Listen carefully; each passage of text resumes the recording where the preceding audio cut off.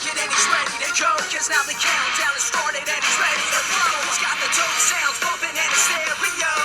That's fast and on the show. Don't wanna get yourself together. Oh, what is the upskis, everybody? Welcome back to another episode of the GXGamerCast. We're on episode 105 of my gaming show, where once a week I just has to talk about video games, whether they're old video games that I grew up with or they're new video games that I'm playing today. It doesn't matter. Video games. But we're not really talking about video games. We're talking about video game magazines today, because the recent news of Game Informer magazine getting shut down, or the website, or whatever the heck, I don't know, that just respawned an old nostalgic memories of the days I was reading video game magazines. So I'm going to go back and talk about the main two magazines that I grew up with, and a couple of the other iconic ones along the way, and maybe another topic or two. But let's just get into it. Let's dive into the thing. But before we get into the thing, let's talk about what I've been up to over the last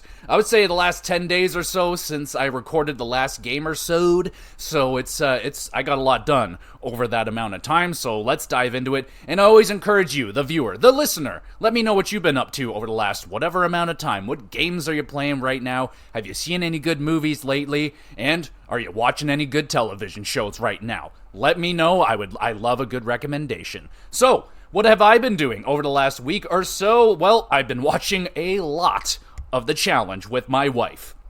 So we have to watch all these kind of specific seasons before we get into the big challenge season. So there's specific world areas. So they're going to the USA, they're going to UK, Argentina, and Australia, I think. So we finished off the Challenge USA. That was a really good season of the Challenge. And what I liked maybe the most about it is that they're just a little bit shorter. These were much easier to take in. Like a regular season of the Challenge is 20 episodes, very long. And these were, the USA one might have been 10, which is fine. I really enjoyed that season. Then we did the Challenge UK, which was even shorter. I think that was 6 episodes total. Really solid season, I wasn't very familiar with any of the people, that many people in the UK one. There was, kind of a surprise, an eyebrow-raising amount, or a lack of UK people that my wife and I really, really like. Kind of shocked they weren't in that season. The US one had a ton of Survivor people in that season, which made it very enjoyable for me, because my boy Ben was in there, and I was cheering for him really hard. He's awesome. But UK one was solid, went by really quickly. Sadly, we tried to watch Argentina, but it was, all in the other language. And that show was not something we sit there and have our eyeballs glued to it the whole time. So that was a pass for us, sadly. And, we couldn't find the Australian one, which sucks, because I would have loved to see the Australian season. There's a person or two in there that I'm a big fan of.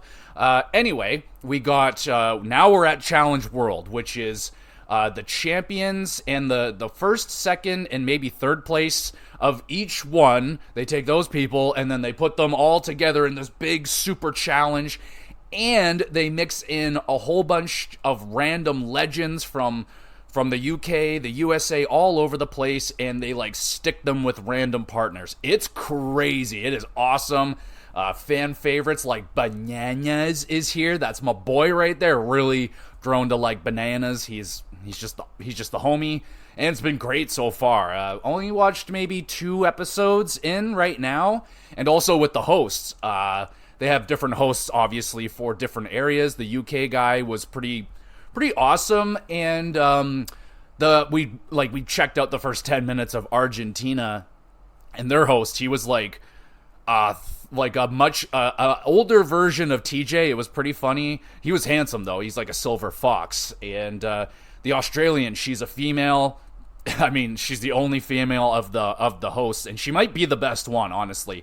Hence why I really wanted to watch the UK one, because it's Australia. They're Australians, they got the high energy, they're crazy, they're super fun. So I really wanted to watch that. Maybe I'll be able to find it, I don't know, but doesn't really matter. Into the UK, or the Challenge World, I think it's called. And yeah, very enjoyable, but I would recommend going through the little mini seasons before, which gets all the winners for this super challenge. It's a lot of fun, and enjoying that so far. Speaking of enjoying, I did finish off the bear. I watched the season finale, and it was awesome. Awesome. I didn't know it was the season finale, but yeah, it was really good. And what an outstanding fucking show. I say this every time. Overall, there was a couple of things. There's like some scenes that I wasn't a big fan of. Some of the things going on in the season finale, this is the problem. I watched this episode probably 9 days ago, so I'm a little bit hazy on what was going on in that finale. I know there were some things I didn't love, but one thing I have to shout out that I continuously kept forgetting to shout out is the Fact Brothers. Those guys, the fucking, oh my god, his name escapes me, his real name, but he is just absolutely hilarious. Matty Madison, something like that. That guy is unbelievable. And he and his brother show up in this season, and their chemistry and their scenes are the funniest things of the show. It is so fucking funny. And there is a special cameo, Fact Brother, that shows up in one episode. It's amazing. I lost my mind when he showed up. If you know, you know. I will not spoil it. This is you have to watch The Bear. It is so fucking good. It is so freaking good. It's a 9 out of 10 for season 3 of The Bear. Absolutely amazing, amazing watch. And I just randomly got back into Always Sunny in Philadelphia. One of my favorite shows, and it keeps getting released all over the place. I think I don't know. But anyway, I'm watching it on Disney. They have, all the seasons. Not up to date, not all the newest ones. Excuse me, but they have... season 16 has been out for a while on there, and I finally started watching it.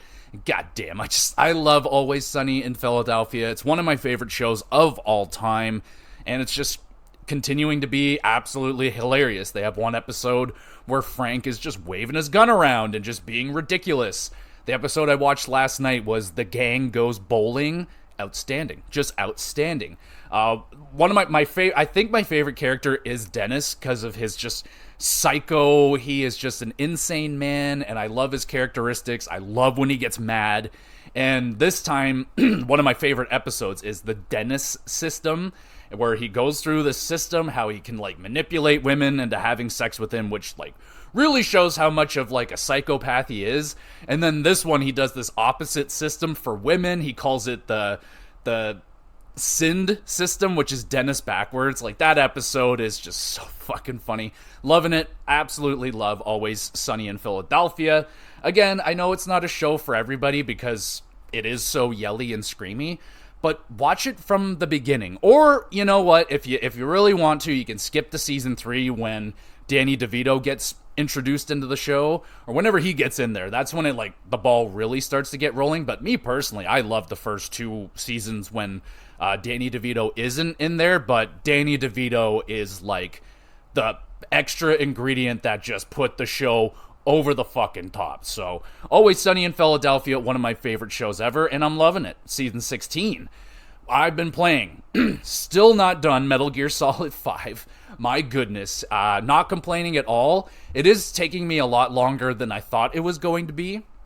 Which, again, not complaining. I am loving it, but I'm 2 main missions away now, and it will be done. So I am giving it the 98.9%. It will be next week's GamerCast, will be Metal Gear Solid 5.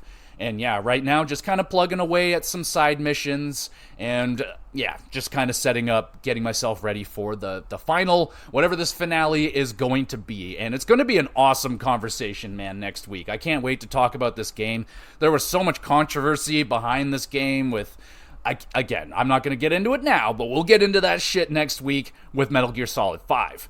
Been playing Sprout Valley, still plucking away at that little game right there. Super charming little farm simulating game, and I'm really starting to make some good progress in this machine that we're building, where you're putting all these resources into a bunch of bins, and then you fill the bins and it builds big pieces of this big machine you're looking for to build. And yeah, it's good. It's a little grindy. It can get a little boring, but sometimes I just have a lot of energy for Sprout Valley, and I can play it for an hour clean, no problem. And sometimes I can play it for 10 minutes, and I'm I'm bored. And when I got bored, I started playing again some Mario Kart 8 because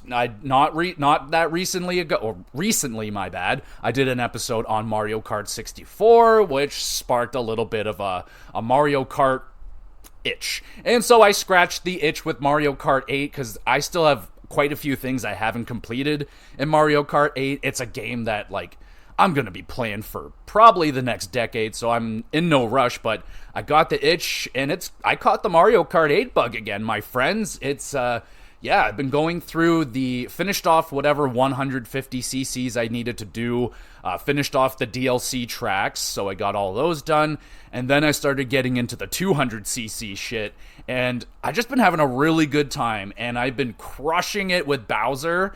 I just, now I'm just like, oh, reins are off. I'm using characters that, my friends were like, nope, that's my dude, and sorry, Jetty, but I'm going with Bowser. And Bowser is awesome. I'm actually doing really well with him in the 200cc and just having a really good time playing Mario Kart. My big problem with Mario Kart is that my hands usually get so sore very quickly, especially playing it handheld. But recently, I don't know, just been finding a decent, comfortable position, I guess, but I would really like to be playing it with the Pro Controller, but right now, I haven't been able to just play my Switch on the couch. I've always been playing my Switch for the last few months, like strictly handheld on the couch while I'm watching the challenge, watching Survivor, and I've really been targeting a few games on Switch. Some big meaty games, like sit down on the couch with the Pro Controller games to play on my Switch next. Which one is it going to be? It's a toss-up between Bayonetta 2 and Metroid Prime Remastered. Those are the two I've been thinking about a lot recently. So, hey, if you want to throw out your reasonings, which one I should go for first, go ahead. Honestly, I'm maybe leaning Bayonetta 2. I don't know. I looked at it today and I got a good head nod there, and I was like, ooh, I think I'm really feeling that, so I might be playing Bayonetta 2 in the near future, so there's also that. But Mario Kart 8, yeah, really, really enjoying that. The new tracks, man, and just going through the game again, just how amazing these tracks are, and how beautiful this game is. It is no wonder why they haven't made Mario Kart 9, because, like, where do you go from here? And same thing with, like, where do you go with the next Smash Bros? Like, you have Smash Bros. Ultimate. And it literally is the ultimate. Like, I don't know what more you can put into that fucking game other than more characters that aren't really Nintendo related and just keep updating the graphics, I guess. Like, Smash Bros. Is, I think, the ultimate. It is where it is, unless they completely shift it, and I don't know if that'll make people happy. So anyway, a little odd tangent right there, but let me know what y'all have been up to over whatever amount of time. I would love to hear your suggestions and all that great stuff, and let's get into a touchy-feely topic today with gaming magazines. And let's just throw some random-ass music in here and see what happens.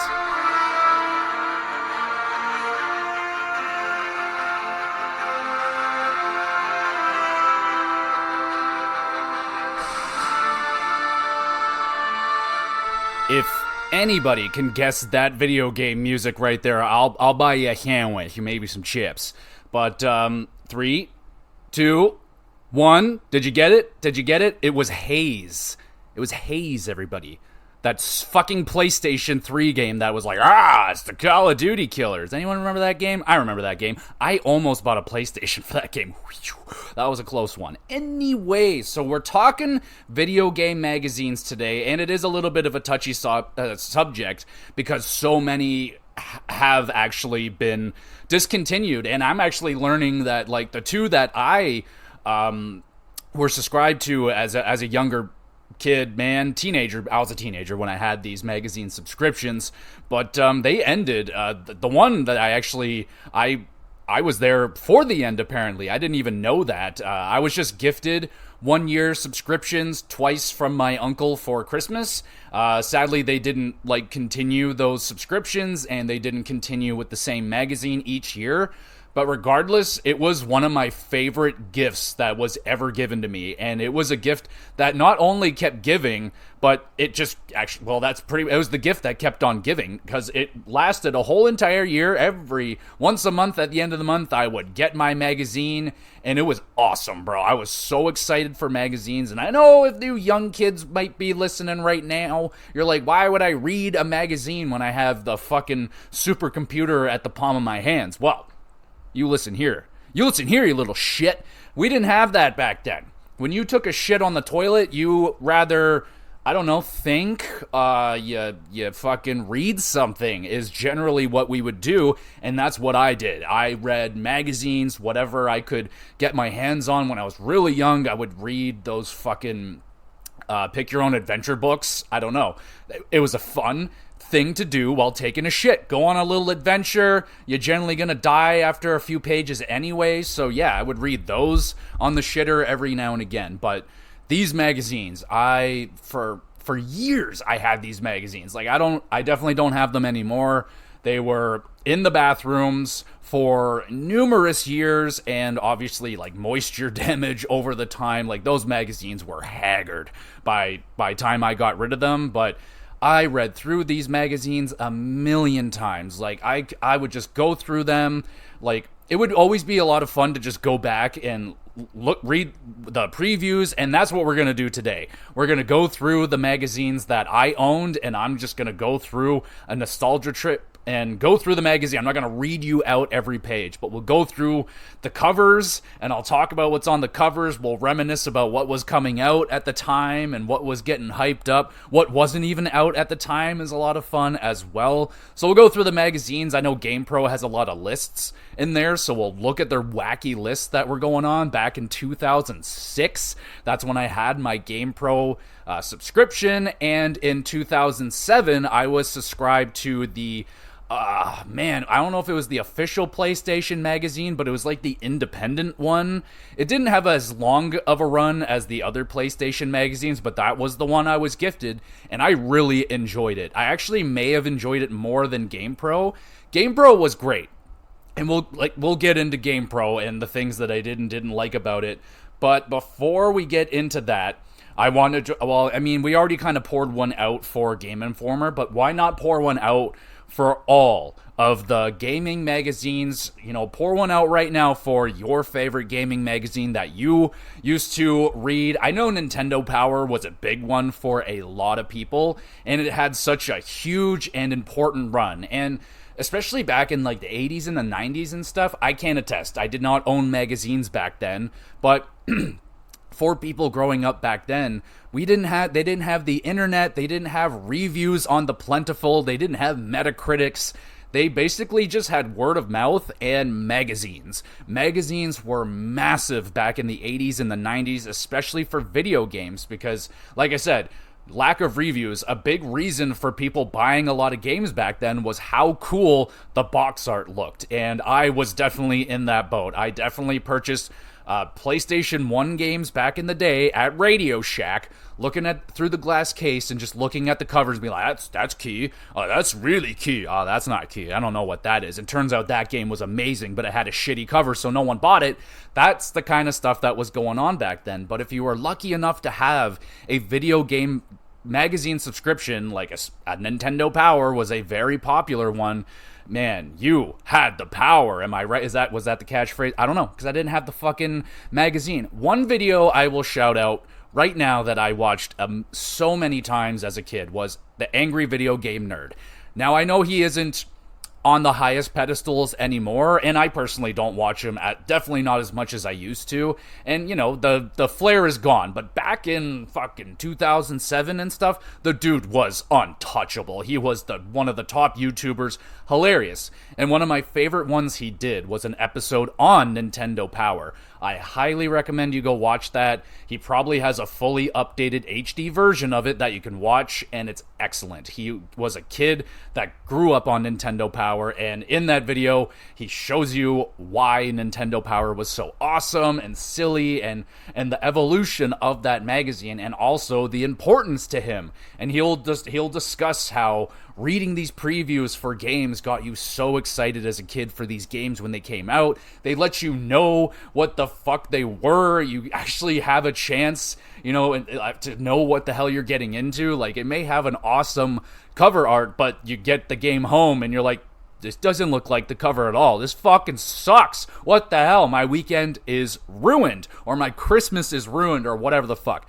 And if you're, like I said, if you're lucky enough to have a magazine, you may have not have had that much of a problem. And a great thing back in the day for Nintendo Power was they generally would have a video game guide. There would be like a specific game, like they're like, all right, in this episode, or not this episode, in this issue, we have a full layout of The Legend of Zelda, Link to the Past. They have the whole map. Here's a guide. Here's all this stuff sprawled out, like things you would never get outside of that magazine unless you drew it yourself. Like, really awesome perks and benefits to owning these magazines back in the day. Getting previews, you're getting reviews, you're getting lists, you're getting these.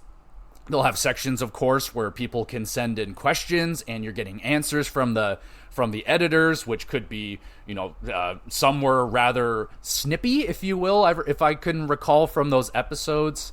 But yeah, you can get like guides to games, and that was huge, man. Again, no internet, so you couldn't just go onto Google and be like, hey, how do I do this? And outside of maybe talking to Timmy on the fucking playground at school, and maybe his dad or his brother or his uncle heard a rumor from his friend at work, and their kid was playing it and talked to their nephew, and he was like, yo, you got to do this shit. And you're like, oh my God, I never thought about that. You go home and you beat the level, but it took you 8 years to find out that information. It's not like it is now. You get at the fucking press of a button, here's 80 videos, here's a step-by-step guide, all that great stuff. So back in the day, video game magazines were hella important, and I think all throughout the 90s, equally as important. And then we get to the mid-2000s. In and around when I started getting into magazines, that's when you started to see them becoming a little bit less of a trend, and we started to see early signs of digital media coming in. And I will admit, I was super, not like anti-digital media, I just wasn't thinking about it very much yet. Like, I was actually just looking at my game wall, looking at the games, and just the substantial difference in how many physical copies I own from generation to generation, especially with PlayStation. PS2, well, if I didn't sell most of the games, I would have more than one full shelf, but I have like a shelf and a half. PS3, there's like 2.5 shelves. When you get to the PS4 and the PS5 combined, I don't even have a half of a shelf of those games in physical form. It's crazy, because all of a sudden, like, digital media, or the digital, not only did it become substantially easier for us to get, I can just wake up, let's say fucking Christmas morning or Boxing Day, and, I don't want to go out in the craziness. Let's turn on the PlayStation. Oh, hell yeah. We got a big PlayStation fucking Boxing Day sale, and I can get things sometimes even cheaper on the PlayStation Store than I would out in real life. And I don't have to deal with real life. I don't have to deal with people. I don't have to deal with the cold.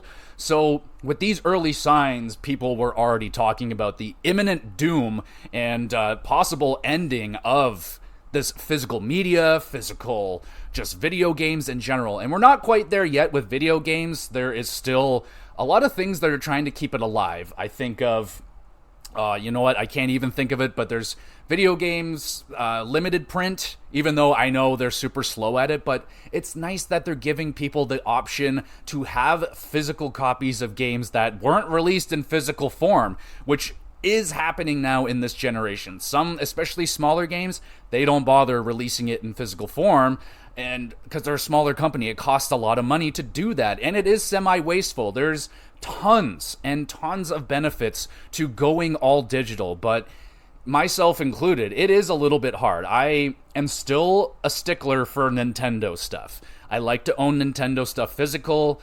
I don't know why. I mean, I do.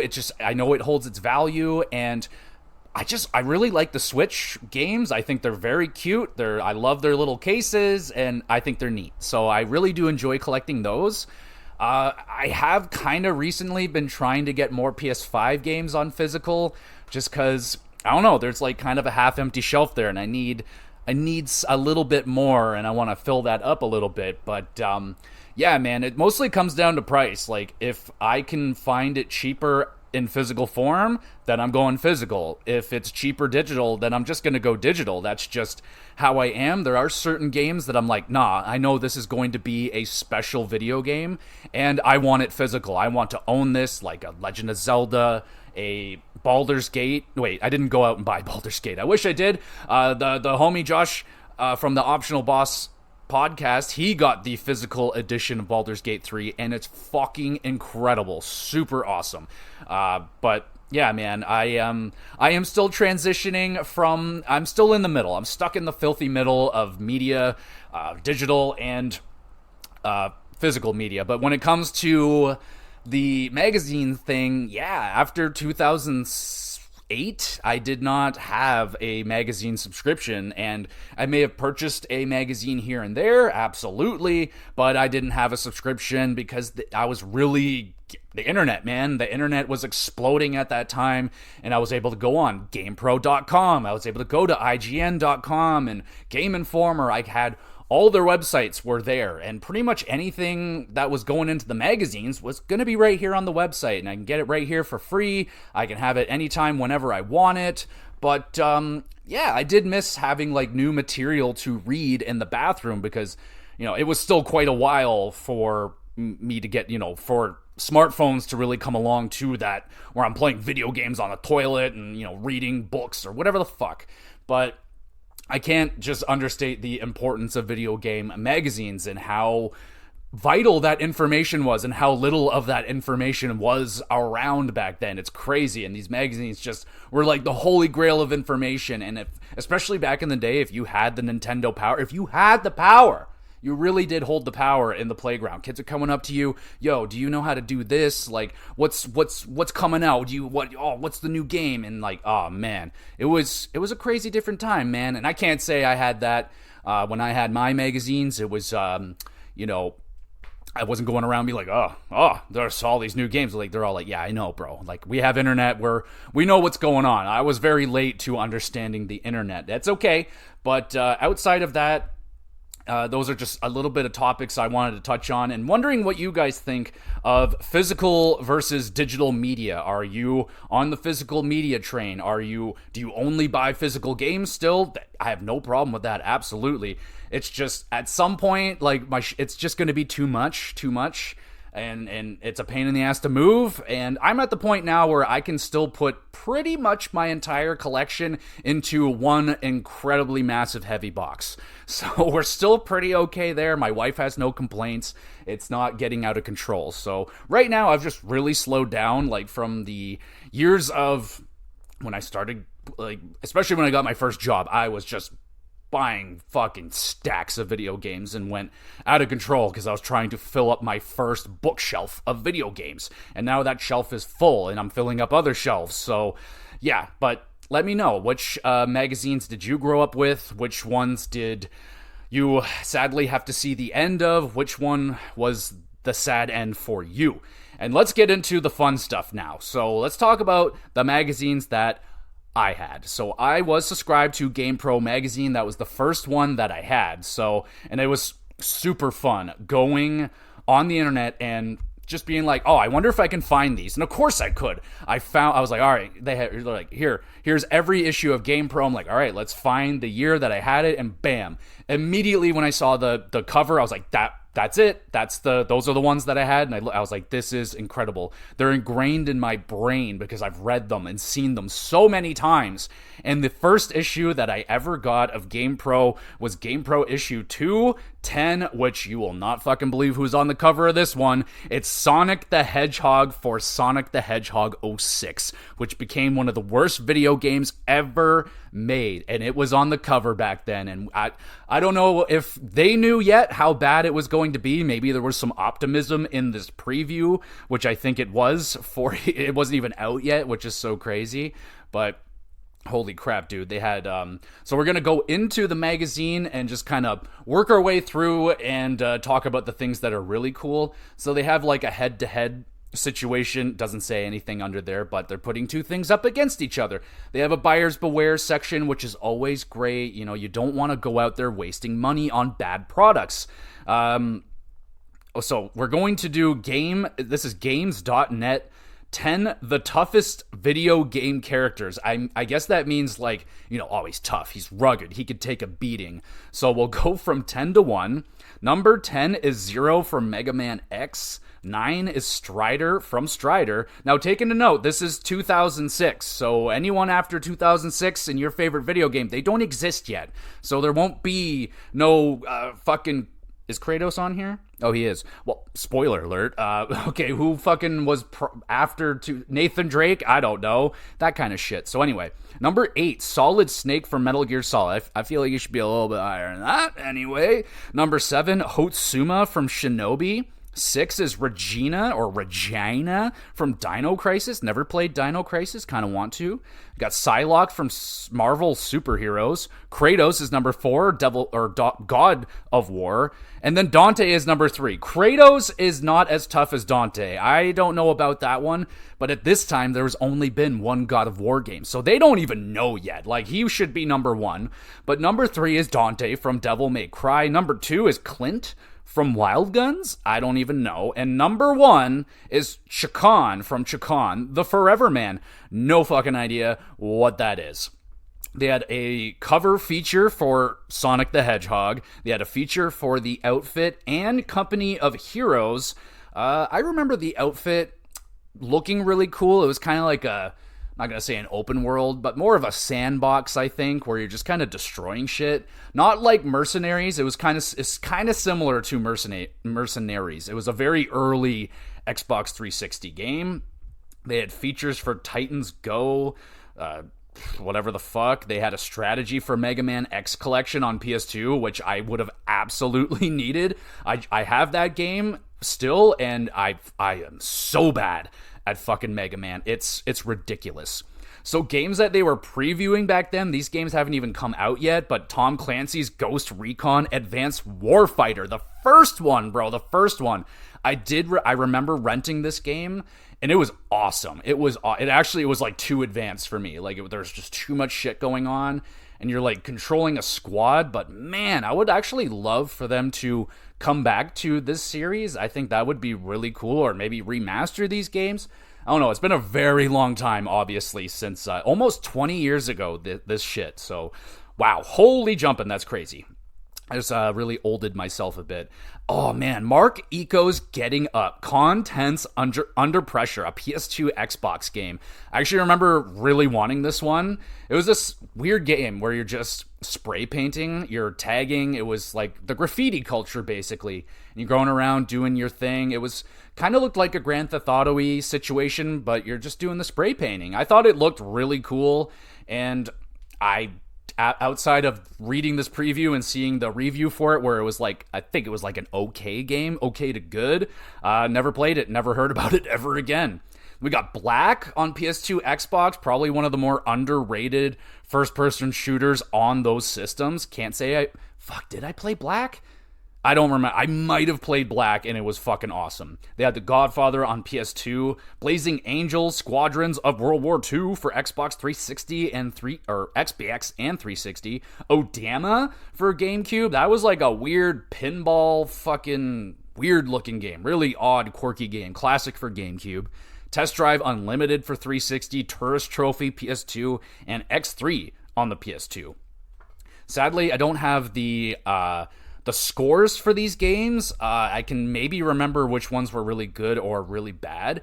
But the thing I did not like the scoring system of GamePro magazine. They used a 0 to 5 scale with a 0.0, like a quarter scale, so they can do 1.25, 1.5, 1.75, stuff like that. But their rating scale was extremely confusing. So they had 3 categories on the bottom. It was like graphics, like sound, and something else, and then an overall fun factor score, which was also out of 5, but it really was confusing. Like, that fun factor you think that's like the overall rating of the game, and some games would be like, 3.5 on graphics, 3.5 on this, 4 on this, 5 out of 5 on the fun factor, and you're like, oh, this is a 5 out of 5 game, like this is must play. And then sometimes those games aren't very good. Like, for example, I remember GamePro giving Clive Barker's Jericho a 5 out of 5 on the fun factor, which made me want it. I was like, oh, fuck yeah. But if I was looking at any other reviews going around, that game was not getting good reviews at all. But for some reason, GamePro found it incredibly fun, even though there was some bad shit to that game. So their review scale was very, very confusing to me.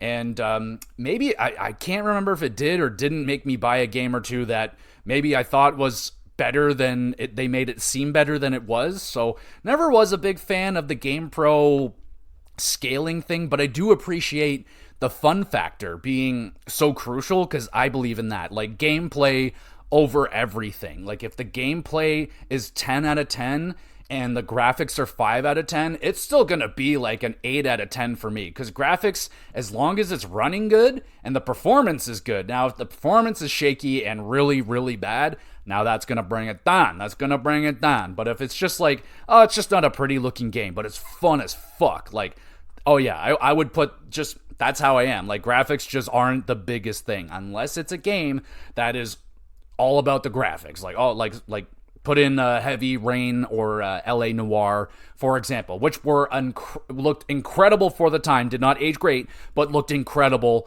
for the time. So, you know, that I did appreciate, but they really had to, because, okay, so the scoring scale, it's kind of like on the bottom, and it was kind of like a badge, and it has like, in little smaller numbers, like, oh, 3.5 for the graphics, the sound, and stuff like that. And then the big number is the fun factor. So that's the number you're looking at, but it's not always the most important one. I don't know. It was definitely confusing.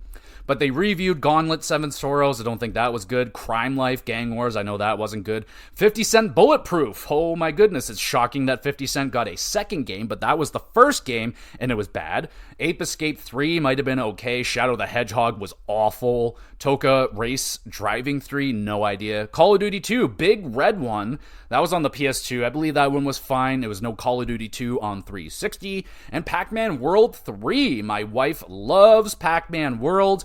I don't think she played 3, though. I just informed her that they did remake the Pac-Man World, like 1 and 2, and she was like, Guga? I need that, so I might have a Christmas present for her. 5th Quithmouth.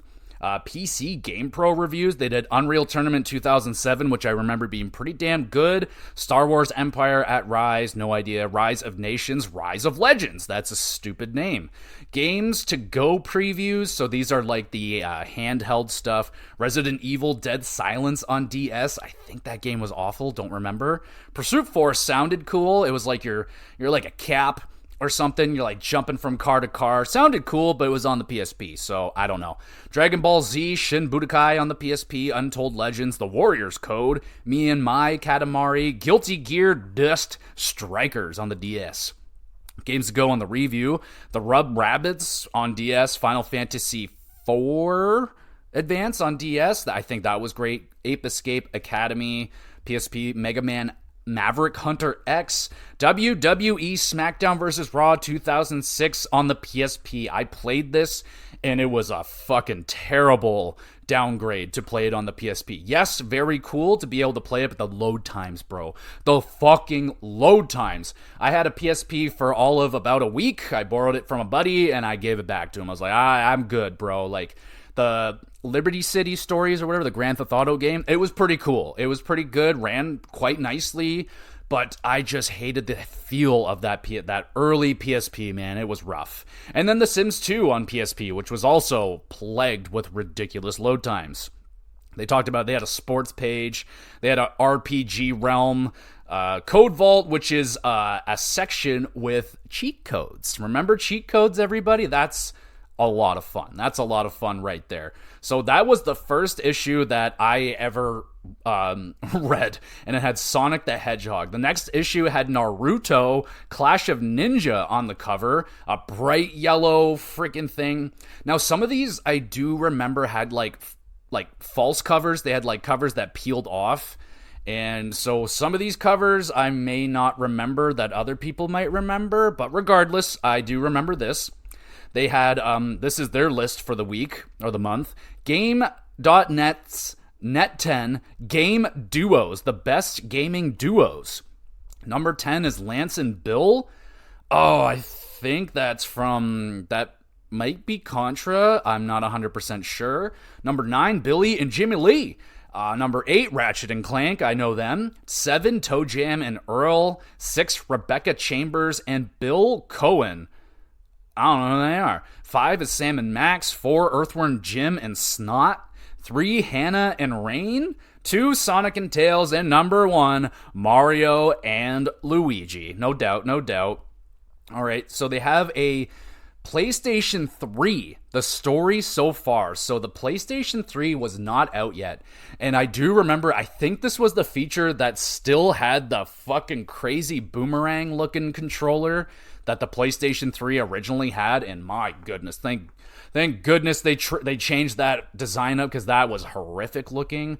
But yeah, man, the PS3 definitely had a rough launch. There was not a lot of games. The games really didn't get rolling until like mid-2007, 2008. You really started to get going. But yeah, the early days of the PS3 were fucking bare bones, man, bare bones. They had a feature, 25 games for 2006. I don't know if I'm going to go through all of these here, but, you know, Bully, Dead Rising really stands out. The Elder Scrolls 4 Oblivion, that was a big one. Dirge of Cerberus, Final Fantasy VII on the PS2. Everybody hates this game but me, apparently. I rented this game from Blockbuster, beat it, and really enjoyed it. Though I know it's a bad game. It controls terribly. The story is probably confusing as fuck, but I thought it was a badass game. Whatever cutscenes were in there, I just loved watching them. So shout out to Dirge of Cerberus. Gears of War was getting a fucking preview. Final Fantasy 12, I love that game. Saints Row, the original, the very first one. Prey on Xbox 360. Rumble Roses, whatever happened to that wrestling game? Holy shit. Tomb Raider Legend, oh man, I remember that was all over the place. The commercials for that game with the fucking snake dragon thing attacking Lara, that was key. They had some previews of Stranglehold on PS3, Xbox 360. Oh, wow. That's a forgotten game right there. I think that was John Woo's Stranglehold, kind of a Max Payne-y like game where you can shoot in slow motion and shit. Never played it, but I clearly remember it. Okami, baby, PS2, one of the best games ever made, I think, in my opinion. And I have it downloaded on my Switch, the HD version, and I would love to play through that game again. Hoping I want to do it at like fall, when the leaves are falling and everything's nice and toasty and warm and stuff. I think Okami would fit that very well. Time Shift on Xbox 360. Holy shit. I remember that game had a lot of potential, a lot of cool mechanics with the time, and you could slow down or stop time and stuff. Sadly, it sucked, but hey, there might be some lovers of it out there. They had reviews of Metal Gear Solid 3 Subsistence on PS2, which I know scored like perfect because it's Metal Gear Solid 3. The outfit, Aminutia Dawn of Dreams, which I remember I rented it. It was really, really awesome, but too hard. They reviewed Mark Echo's Getting Up. I remember it just being okay. And Sonic Riders on Xbox. That was a terrible game, I do believe. They had some previews for the on-the-go Super Princess Peach, New Super Mario Bros. On the DS. That was a massive game. I think everybody that had a DS fucking had that game. Did I don't know if I owned it, but I definitely played it. It was solid. It was a lot of fun. Definitely like changed the formula kind of for the 2D side-scrolling thing.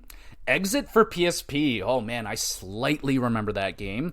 And Metal Gear Acid 2 on the PSP. Games on the Go reviews. They reviewed Resident Evil Deadly Silence, Street Fighter Alpha 3, Pokemon Traze, and Pursuit Force. They did the sports pages, Roll, and the Code Vault. All right. Yeah, that was fun. That was a good magazine cover thing. All right, next one. Oh my god, it has Family Guy on the cover. Remember when Family Guy made their first video game? Oh, fuck. And it was not very good. I was a little bit excited for it, but, you know, back then, video game, movie tie-ins, TV show tie-ins, Generally not very good. It was still a few years away before we got the Batman Arkhams, and many, many, many years away until we got the Spider-Man games. All right, so they had the cover feature Family Guy freaking sweet. That's what they're doing it right there. I don't see a list on this month's feature, but they do have an E3 2006 sneak peek. This is wicked. Chrome Hounds for the Xbox 360. That was like a mech shooter. Wasn't very good. Maybe some people like it. Heavenly Sword, man, that game was hyped up. It looked so good, and it was okay. I played it. It was solid. It was like, it was just a very cinematic action game. I don't remember even the female's name, but it was a very beautiful looking PS3 game. God of War 2 was on its way. Final Fantasy 12, Metal Gear Solid 3. I think they mean 4, Guns of the Patriots, PS3. Resident Evil 5, The Legend of Zelda Twilight Princess. Oh man, there's some bangers here. Medal of Honor Airborne was kind of like the beginning of the downfall of the Medal of Honor series. It was like a good game, but they never got back to like that masterclass, which was like the first few Medal of Honor games, and they're still looking for it. Killzone on PS3. Oh my god. Oh, that fucking video of Killzone 3, that cinematic that blew everybody's dick off and turned out it wasn't even real, and it took so long for Killzone 2 to come out, and the hype was like so immense. I actually really like Killzone 2. I really liked Killzone 2. I played a lot of it. Unreal Tournament 2007, Madden Football 2007, and Sonic the Hedgehog. Oh, Lord. They don't know what they're in for. That's going to be one of the worst games ever. They had a 2005 GamePro Reader's Choice feature. That would have been cool to see what was going on with that. A bunch of reviews, bunch of games on the go reviews. We'll probably just start skipping through all that because, yeah, not all that interesting, I don't think. All right, the next issue, 213. Did I have this one? Oh, fuck yeah, I did, baby. This one has the Mario Bros. On the cover for the Nintendo DS game that was coming out, which was going to be absolutely massive. All right, we get a list in this month's feature. It's the video game couples, best video game couples, back in 2006. Number 10, Hannah Shu Vaishal and Rain Kin. Not a clue who they are. Solid Snake and Meryl Silverborough. Fuck yeah. Number 8, Gordon Freeman and Alex Vance. 7, Sonic the Hedgehog and Amy Rose. Over fucking Snake and Meryl, bro. Get slapped. Get the fuck out of here. Number 6, May Shinaru and Andy Bogard. I don't know who that is.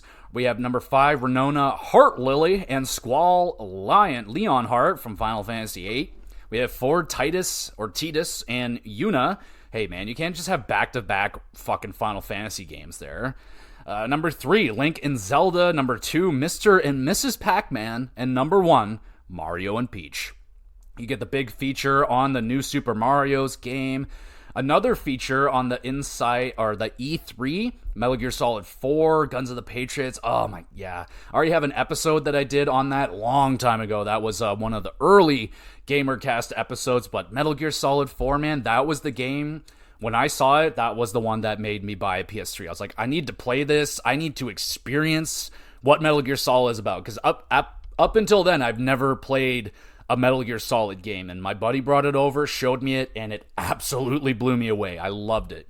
They were showing off Cars, which was coming out on everything. The Da Vinci Code, which was woof. Stranglehold, we talked about that. Lego Star Wars 2 was coming out, and there would be 8,000 more fucking Lego whatever games after that. Spy Hunter, Nowhere to Run. I really wanted to rent that game. It looked so cool. It had The Rock in it, and just sounded cool. I think it was like it was some sort of car fucking thing, but looked cool. Naruto Ultimate Ninja, Resident Evil 5, Final Fantasy 12, Superman Returns, the video game, which is probably bad, Valkyria Profile 2, Slimeria, The Legend of Zelda Phantom Hourglass, Street Fighter Alpha Anthology, Table Tennis on Xbox 360, which was actually made by Rockstar, which is crazy. Where's Table Tennis 2? They got the first Yakuza. Whoa, I can't believe. Wow, they've released so many Yakuza games since that. That's amazing. But yeah, there you go. That's where I remember reading about Yakuza. I was like, man, that looks really cool. I just never got into them back then. And X-Men, the official game on PS2 and 360.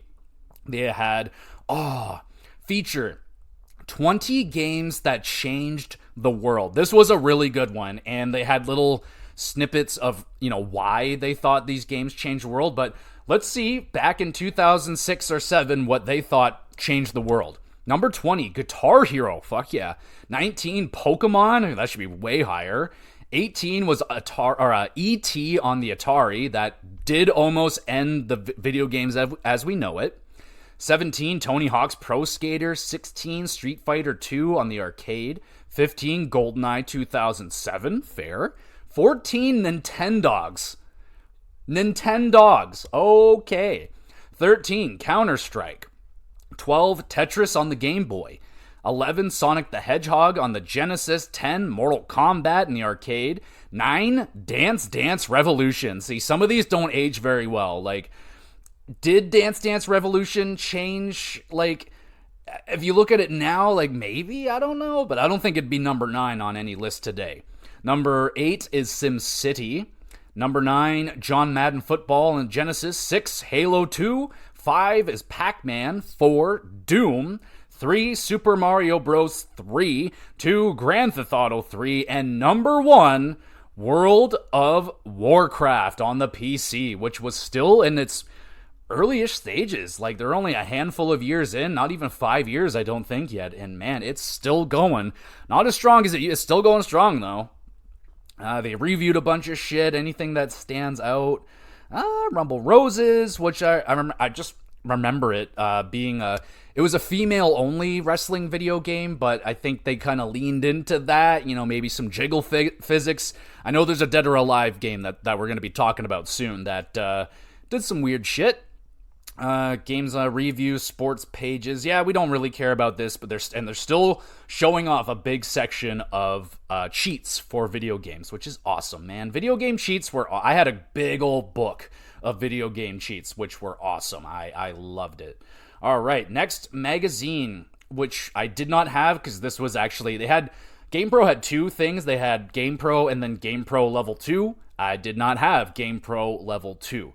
So we will skip that. We'll go to the next one. This one I don't really remember the cover being Splinter Cell Double Agent. I don't remember it being him, but let's go into it and see what happens. So we have the 10 no-shows at E3. Resident Evil 5 did not show up. No Diablo 3. Wow, Diablo 3 is a long ways away. That didn't come out till... Holy shit, that didn't come out till... That's a long ways away. No Devil May Cry 4, which is still like a couple years away. No Killzone 2. No Duke Nukem Forever. Oh my god, remember oh my god, the Duke Nukem saga was so annoying. And then that game came out and it was fucking terrible.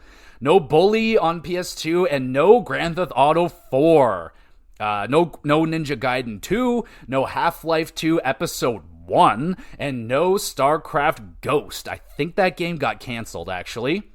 They had features on the Wii Revolution Begins. Whoa, man, the fucking talking about the Wii Revolution was on its way. They were showing off games like Super Smash Bros. Brawl, Elebits? I don't even remember that one. Super Monkey Ball, Banana Blitz, Tony Hawk's Downhill Jam, and The Legend of Zelda Twilight Princess. In the PS3 feature, they were talking about Resistance Fall of Man. That game was awesome. A buddy of mine and we played through that game in one sitting, and it was awesome. I loved it. I'm a big old fan of Resistance. I would love for that franchise to come back. I have not played the third game, but Resistance 2 is like sneakily one of my favorite games on PS3. That game was awesome. And they were talking about Heavenly Sword and Metal Gear Solid 4. Features the Xbox 360 uncloaked, so that might be them like looking into it, even though the system was already out like quite extensively at this point. Came out in 2005, but maybe uncloaked is them like exposing and talking about the Red Ring, which was such a horrible they were previewing games like BioShock, Gears of War. Like, those are huge games on the way. Fear coming to 360, Stranglehold. Like, man, when the fuck is Stranglehold coming out? They keep previewing it. Just release it. Halo 3, 99 Nights I remember being excited about. That was like a Dynasty Warriors type game, but a little bit more fantasy to it, where you're just fucking mowing down hordes of enemies. And it was a very mediocre game, I remember. 2 Human was getting a preview. Oh man, there was a lot of hype behind that game, and it just wasn't any good. They reviewed shit. They have 10 reasons your PC won't suffer next-gen console envy. I'm not reading that. That's stupid. That doesn't even... Okay, that we don't have to worry about that one. That's just silliness. All right. So, yeah, a pretty decent cover right there. I don't know. It's just Sam Fisher, I think is his name from fucking... All right, this cover was interesting. This definitely excited me as a young boy. It had a cover of the Dead or Alive Girls Gone Wild. You know, I definitely got a look or two from maybe my grandma. It's like, hey man, I didn't put them on the cover. The people did. It's the people's fault. But yeah, they have some barely dressed video game women on the cover, and that's interesting, right? That's a lot of fun. They have the 11 most groundbreaking controllers of all time. 11 is the NES Zapper. I mean, yeah, it was pretty cool. I remember playing Duck Hunt with it. Classic. Worked for the most part, somewhat. Number 10 is the Dreamcast controller. 9, the N64 Wavebird. I don't even know. I have no idea what that is. Number 8 is the Super Nintendo controller. Number 7, Atari 2600 joystick. Number 6, the Nintendo 64 controller. That might piss off some people. Number 5, the Wii Remote was only at number 5. I'm surprised they didn't just jack that up to number 1 because of how early and crazy the popularity was of the Wii and how fast it kind of died out, especially in the hardcore crowd. Like, yeah, your grandma and your younger siblings might have still been playing it until maybe still playing it today. But, yeah, the Wii Remote was number 5. Number 4, the Xbox controller. I'm guessing the 360 controller. You have number 3, the PlayStation DualShock. Number 2, mouse and keyboard. And number 1, the Nintendo controller, the original. Okay, I don't know about some of that. Crime does not... Oh, okay, they're just talking about some other games. Got a feature on that game sucks. Previews of Prey, Just Cause, the first one, Call of Duty 3, which was Sonic the Hedgehog, which was terrible, Dead Rising, the first one, and 99 Nights, which, until the review, I was still excited for. Reviews and stuff, sports pages, and the Code Vault still lives on. We go to the next issue. Did I have this issue? No, that was level 2, so I did not have that one.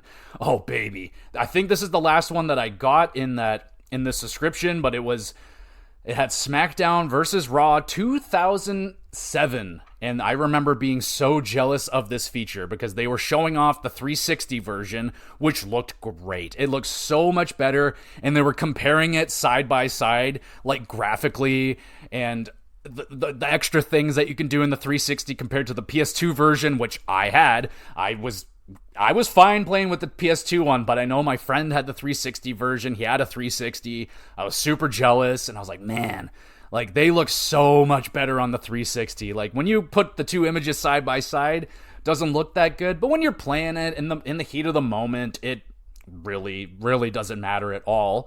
So, we get into this issue. We have the 10 most important modern shooters. So this is, pre-2007. Number 10 is Far Cry on the PS2, a graphically insane video game, and a franchise that is still going very strong today. Number 9 is Prey. Wow. So that is definitely some early, maybe some recency bias love right there. Prey, the first game, I never got to play it, but it was a very unique, very cool game. And sadly, the new Prey, or the newest version, it's not quite like this 2006 game.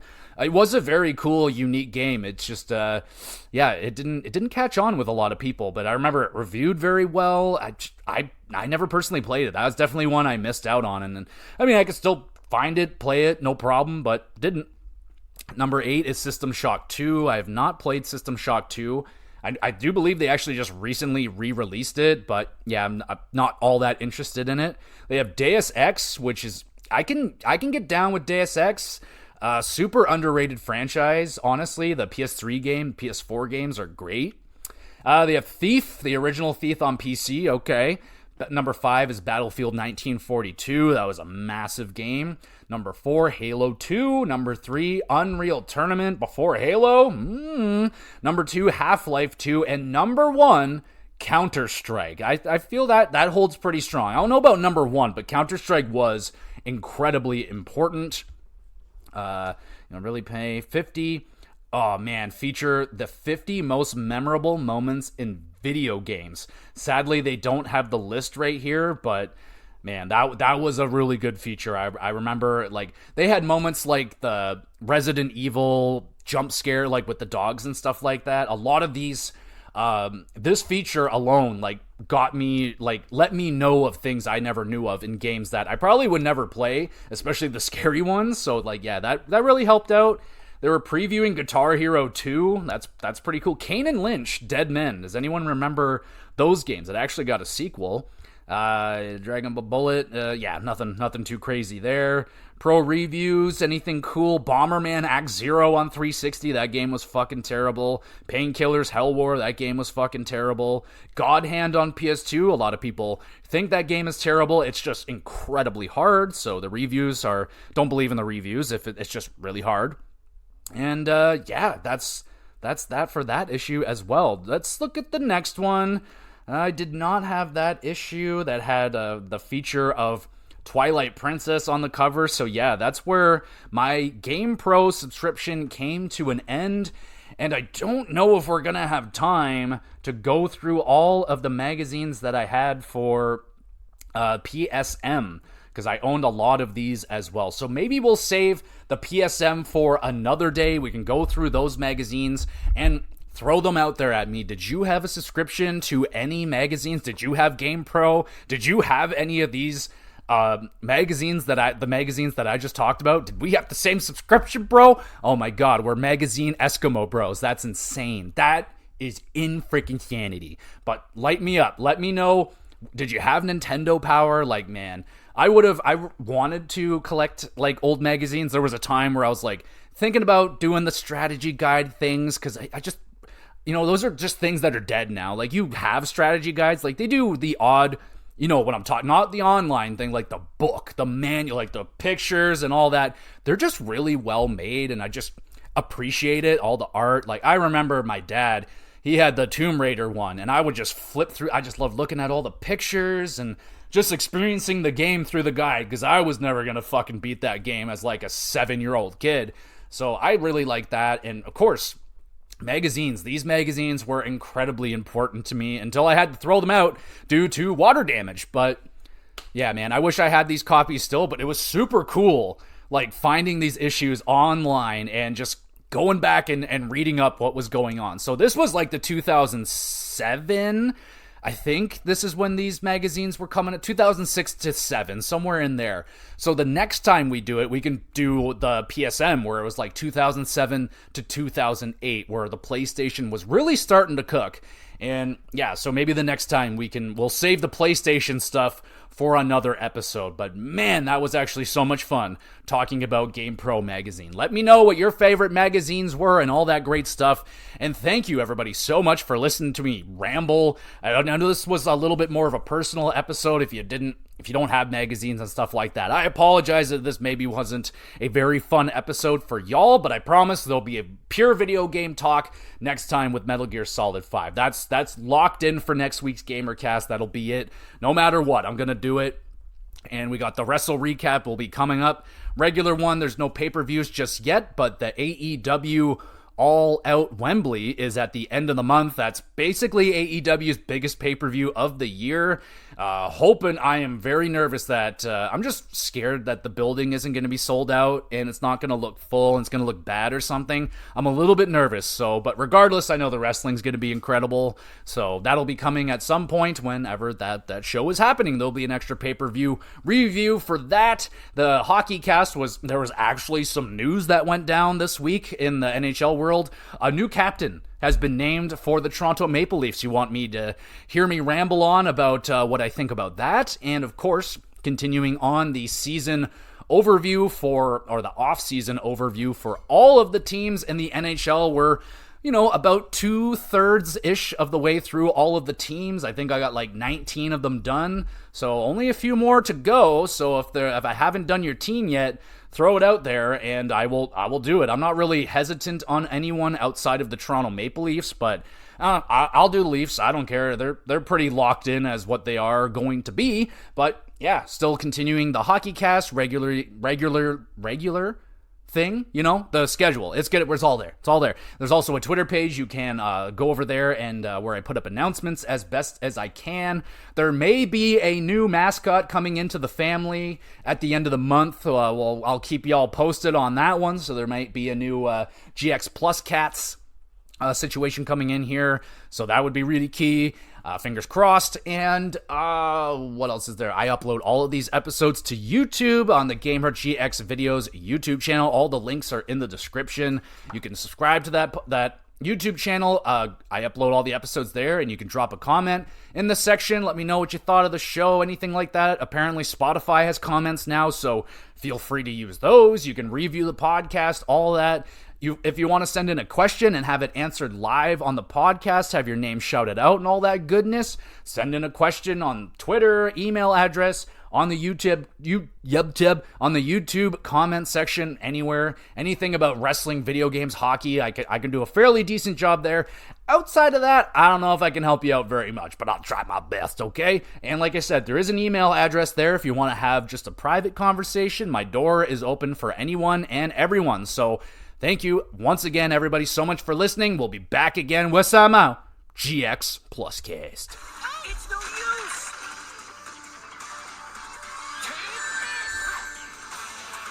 It's no use.